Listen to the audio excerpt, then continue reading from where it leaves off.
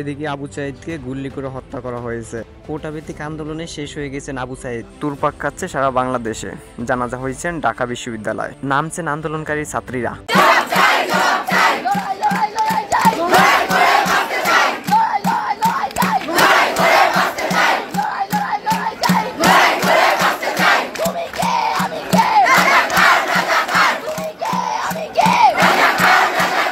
তুমি কে আমি কে, রাজাকার রাজাকার। তাহলে কি সবাই রাজাকার? ভাই, আপনি ছেলে, আপনি একজন জেলের ছেলে এবং আপনি হয়তো কৃষকের ছেলে, আপনি হয়তো কোনো একজন কর্মীকের ছেলে, তাহলে কি আপনি রাজাকার?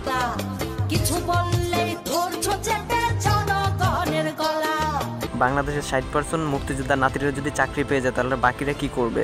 আপনি আমি কি করব? তারা কি করবে? যারা কলেজ ইউনিভার্সিটিতে পড়াশোনা করে তারা কি করবে? এ নিয়ে চলছে ঢাকা বিশ্ববিদ্যালয় কোটাভিত্তিক আন্দোলন।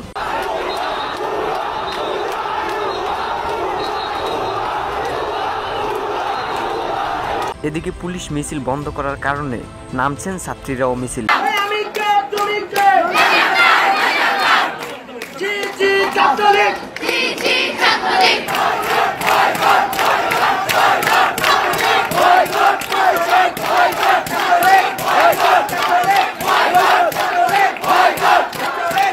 বয়কট থাকুক ছাত্রলীগ, বন্ধ থাকুক পড়াশোনা, অন্ধ থাকুক জাতি, আগামী দিন দেশ চালাবে মুক্তিযোদ্ধার নাতি। হ্যাঁ, আমরা জানি 1971 সালে আমাদের বাংলাদেশ স্বাধীন হয়েছিল, কিন্তু এখন 2024 সালে যেটা চলতেছে সেটাও কিন্তু কম না। ভালো ট্যালেন্টের পোলাপানগুলো আজকালকার মিত্র হয়ে যাচ্ছে। ভালো ট্যালেন্টের পোলাইনগুলো আজকালকার চাকরি হচ্ছে না। ভালো ট্যালেন্টের পোলাইনগুলো আজকে সমাজে দাম নেই।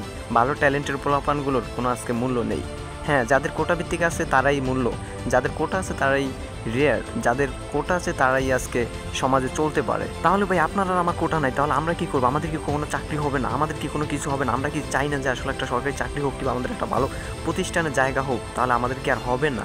হ্যাঁ, তাহলে কি আমরা এখন রাজাকার হয়ে গেছি? এটাই বলেছিলেন প্রধানমন্ত্রী শেখ হাসিনা। ওদের নাতিপুতিরাও পাবে না, তাহলে কি রাজাকারের নাতিপুতিরা পাবে? সেটা আমার প্রশ্ন, দেশবাসীর কাছে প্রশ্ন। আমরা চাই না বাংলাদেশে মারামারি, আমরা চাই না বাংলাদেশে খুনাখুনি, আমরা চাই না বাংলাদেশে মায়ের মৃত্যু হোক এবং মায়ের সন্তানের মৃত্যু হোক, কোনো মায়ের কলিজা খালি হোক। আমরা চাই শুধু বাংলাদেশ শান্তি শৃঙ্খলা। তাহলে কি এটাই সেই বাংলাদেশ, যেই বাংলাদেশ থেকে মায়ের কলিজাদেরকে আলাদা করা হচ্ছে? প্রতিবাদ করেন আপনিও, আর মিছিলে যোগদান এখনই আপনি। এ পর্যন্তই সমাপ্তি। দেখা হচ্ছে পরবর্তীতে।